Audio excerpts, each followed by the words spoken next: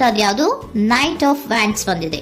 ಯಾವುದೋ ಕೆಲವೊಂದು ನಿರ್ಧಾರಗಳನ್ನ ಮಾಡ್ತಾ ಇರುವಂತಹದ್ದು, ಧೈರ್ಯದಿಂದ ಕೆಲವು ನಿರ್ಧಾರಗಳನ್ನ ನೀವು ಮಾಡ್ತಾ ಇರುವಂತಹದ್ದು ರೆಪ್ರೆಸೆಂಟ್ ಆಗ್ತಾ ಇದೆ. ಆಕ್ಷನ್ಸ್ ಅನ್ನ ತಗೋತಾ ಇರುವಂತಹದ್ದು ನಿಮಗೆ ರೆಪ್ರೆಸೆಂಟ್ ಆಗ್ತಾ ಇದೆ ಬಾಟಮ್ ಆಫ್ ದ ಡಕ್ ಅಲ್ಲಿ. ಓಕೆ, ಇನ್ ನಿಯರ್ ಪಾಸ್ಟ್ ನಲ್ಲಿ ಏನಾಗಿದೆ? ನಿಮ್ಮ ಲವ್ ಲೈಫ್ ವಿಚಾರವಾಗಿದ್ರೆ ದ ಫೂಲ್ ಕಾರ್ಡ್ ರೆಪ್ರೆಸೆಂಟ್ ಆಗಿದೆ. ತುಂಬಾನೇ ಚೆನ್ನಾಗಿದೆ, ಜಾಯ್ಫುಲ್ ಆಗಿತ್ತು, ಬಿಗಿನಿಂಗ್ ತುಂಬಾ ಚೆನ್ನಾಗೇ ಇದೆ. ಕಾರ್ಡ್ ಬಂದಿರುವಂತಹದ್ದೇನು? ವೀಲ್ ಆಫ್ ಫಾರ್ಚೂನ್ ಬಂದಿದೆ. ಸೊ ನಿಮ್ಮ ಲವ್ ಲೈಫಿನ ವಿಚಾರವಾಗಿ ನೀವು ಕೆಲವೊಂದು ಬದಲಾವಣೆಗಳನ್ನ ನೀವು ಮಾಡ್ಕೊಂಡಿರುವಂತಹದ್ದು ಇಲ್ಲಿ ರೆಪ್ರೆಸೆಂಟ್ ಆಗ್ತಾ ಇದೆ. ಕ್ವೀನ್ ಆಫ್ ಕಪ್ಸ್ ಏನನ್ನ ರೆಪ್ರೆಸೆಂಟ್ ಮಾಡುತ್ತೆ? ಸೊ ಕ್ವೀನ್ ಆಫ್ ಕಪ್ಸ್ ನೀವು ಯಾಕೆ ಬದಲಾವಣೆಗಳನ್ನ ಮಾಡ್ಕೊಂಡಿದ್ದೀರಾ? ಕೆಲವೊಂದು ರೀತಿಯ ಸ್ಟೇಬಲ್ ಇರಬೇಕು, ಬಹಳ ಕೇರ್ ಅನ್ನ ಮಾಡ್ತಾ ಇರುವಂತಹದ್ದು, ಲವ್ ಲೈಫಿನ ವಿಚಾರವಾಗಿ ಬಹಳಷ್ಟು ಇಂಟ್ರೆಸ್ಟ್ ಅನ್ನ ತಗೊಂಡಿರುವಂತಹದ್ದು ನಿಯರ್ ಪಾಸ್ಟ್ ನಲ್ಲಿ ರೆಪ್ರೆಸೆಂಟ್ ಆಗ್ತಾ ಇದೆ. ಓಕೆ, ಅಟ್ ಪ್ರೆಸೆಂಟ್ ನಲ್ಲಿ ಯಾಕೋ ನಿಮ್ಮಲ್ಲಿ 2 ಆಪ್ಷನ್ಸ್ ಗಳಿರುವಂತಹದ್ದು ರೆಪ್ರೆಸೆಂಟ್ ಆಗ್ತಾ ಇದೆ. ಯಾಕೋ 2 ಆಲೋಚನೆಗಳನ್ನ ನೀವು ಮಾಡ್ತಾ ಇರುವಂತಹದ್ದು ಅಟ್ ಪ್ರೆಸೆಂಟ್ ನಲ್ಲಿ ರೆಪ್ರೆಸೆಂಟ್ ಆಗ್ತಾ ಇದೆ. 2 ಆಯ್ಕೆಗಳು ನಿಮ್ಮಲ್ಲಿ ಇರುವಂತಹದ್ದು, 2 ಆಲೋಚನೆಗಳನ್ನ ಮಾಡ್ತಾ ಇರುವಂತಹದ್ದು, ಏನೋ ಒಂದು ರೀತಿಯ ಕನ್ಫ್ಯೂಷನ್ಸ್ ಅಲ್ಲಿ ಇರುವಂತಹದ್ದು ನಿಮ್ಮ ಲವ್ ಲೈಫ್ ನ ವಿಚಾರವಾಗಿ ರೆಪ್ರೆಸೆಂಟ್ ಆಗ್ತಾ ಇದೆ. ಓಕೆನಾ? ಸೆಕೆಂಡ್ ಕಾರ್ಡ್ ಯಾವ್ದು ಬಂದಿದೆ? 10 ಆಫ್ ಕಪ್ಸ್ ಬಂದಿದೆ. ಸೊ 10 ಆಫ್ ಕಪ್ಸ್ ನಿಮ್ಗೆ ಫುಲ್ಫಿಲ್ಮೆಂಟ್ ಇರುತ್ತೆ, ಸಮಾಧಾನ ಇರುತ್ತೆ, ಖುಷಿಯಾಗಿರುತ್ತೆ ಅನ್ನೋದು ನೀವು ಆಲೋಚನೆಯನ್ನ ಮಾಡಿದ್ರಿ. 2 ಆಯ್ಕೆಗಳಲ್ಲಿ ಯಾವ್ದನ್ನ ಸೆಲೆಕ್ಟ್ ಮಾಡಬೇಕು? ಸೆಲೆಕ್ಟ್ ಅನ್ನ ಮಾಡ್ಕೊಂಡ್ರೆ ನನಗೆ ಖುಷಿಯಾಗಿರುತ್ತೆ, ಸಮಾಧಾನ ಆಗುತ್ತೆ ಅನ್ನೋಂತ ಯೋಚನೆಯನ್ನ ಒಂದು ಸಾರಿ ಮಾಡಿದ್ರೆ, ಇದರ ಮತ್ತೊಂದು ಸಾರಿ ನೀವೇನ್ ಅನ್ಕೋತೀರಾ? ಏನಾದ್ರು ನನಗೆ ಇದರಿಂದ ಮೋಸ ಆಗುತ್ತಾ, ಅಥವಾ ಇದರಿಂದ ನನಗೇನಾದ್ರು ತೊಂದರೆ ಆಗುತ್ತಾ, ನಾನು ರಕ್ಷಣೆ ಮಾಡ್ಕೋಬೇಕಾಗತ್ತಾ ಅನ್ನೋಂತಹ ಆಲೋಚನೆಯನ್ನು ಕೂಡ ನೀವು ಮಾಡುವಂತದ್ದು ರೆಪ್ರೆಸೆಂಟ್ ಆಗ್ತಾ ಇದೆ. ಯಾಕೋ ನಿಮ್ಮಲ್ಲಿ ಸಮಾಧಾನ ಇಲ್ಲ, ಕನ್ಫ್ಯೂಷನ್ಸ್ ಇದೆ, 2 ಆಯ್ಕೆಗಳು, ಯಾವ ನಿರ್ಧಾರವನ್ನ ಮಾಡಬೇಕು ಗೊತ್ತಾಗ್ತಿಲ್ಲ. ಸೊ ಅದಕ್ಕೆ ನೋಡಿ, ನೀವು ಬೇಜಾರಿನಿಂದ ಮೂವಿಂಗ್ ಆನ್, ಬದಲಾವಣೆ ಆಗ್ತಾ ಇರುವಂತಹದ್ದು ರೆಪ್ರೆಸೆಂಟ್ ಆಗ್ತಾ ಇದೆ.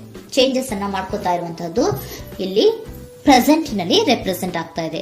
ಯಾಕೋ ಬೇಜಾರಿನಿಂದ ಕೆಲವೊಂದು ರೀತಿಯ ಬದಲಾವಣೆಗಳನ್ನ ನೀವು ಮಾಡ್ಕೋತಾ ಇರುವಂತಹದ್ದು 6 ಆಫ್ ಸೋರ್ಟ್ಸ್ ಅಲ್ಲಿ ರೆಪ್ರೆಸೆಂಟ್ ಆಗ್ತಾ ಇದೆ.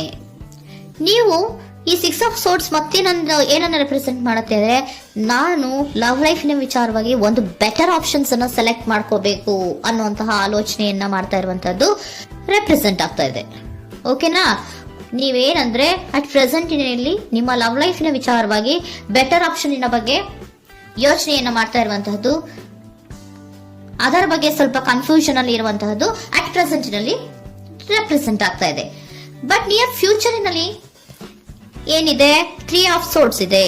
ಕೆಲವೊಂದು ರೀತಿಯ ಬೇಜಾರುಗಳಿರುವಂತಹದ್ದು, ನೋವುಗಳಿರುವಂತಹದ್ದು, ಕೆಲವೊಬ್ರು ಅಳ್ತಾ ಇರುವಂತಹದ್ದು, ಭಾವನಾತ್ಮಕವಾಗಿ ತುಂಬಾ ಫೀಲ್ ಅನ್ನ ಮಾಡ್ತಾ ಇರುವಂತಹದ್ದು ನಿಮ್ಗೆ ರೆಪ್ರೆಸೆಂಟ್ ಆಗ್ತಾ ಇದೆ. ಯಾಕೆ ನಿಮಗೆ ಆ ತರ ಆಗತ್ತೆ ಅಂತ ಅಂದ್ರೆ, ಡೆವಿಲ್ ಕಾರ್ಡ್ ರೆಪ್ರೆಸೆಂಟ್ ಆಗಿದೆ. ಸೊ ಡೆವಿಲ್ ಕಾರ್ಡ್ ಏನನ್ನ ಹೇಳತ್ತೆ?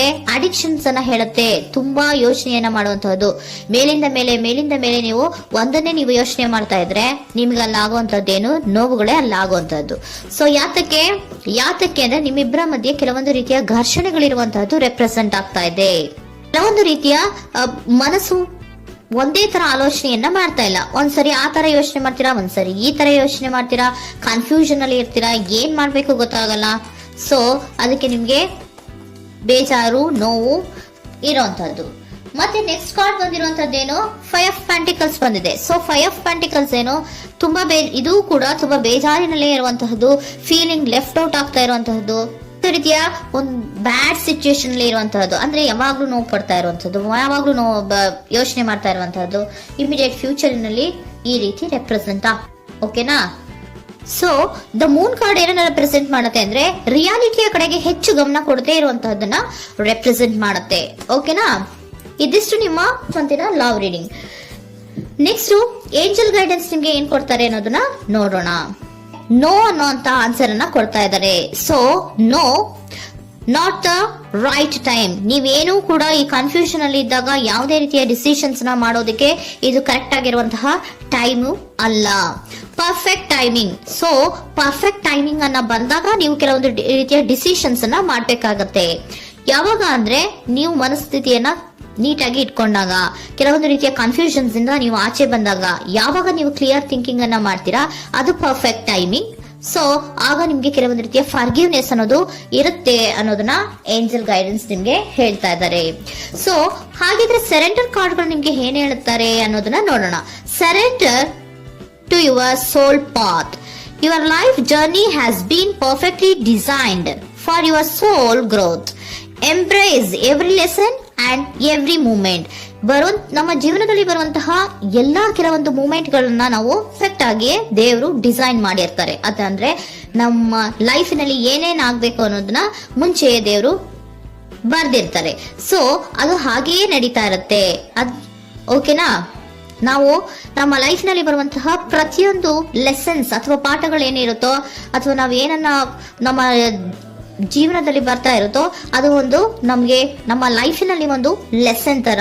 ಸೊ ಅದನ್ನ ನಾವು ಎವ್ರಿ ಮೂಮೆಂಟ್ ಅನ್ನ ಕೂಡ ನಾವು ಎಂಬ್ರೇಸ್ ಸ್ವೀಕರಿಸಬೇಕು. ಯಾವಾಗ್ಲೂ ಕೂಡ ಅದನ್ನು ಸ್ವೀಕರಿಸಿಕೊಂಡು ಮುಂದೆ ಮುಂದೆ ಹೋಗ್ತಾ ಇರಬೇಕು.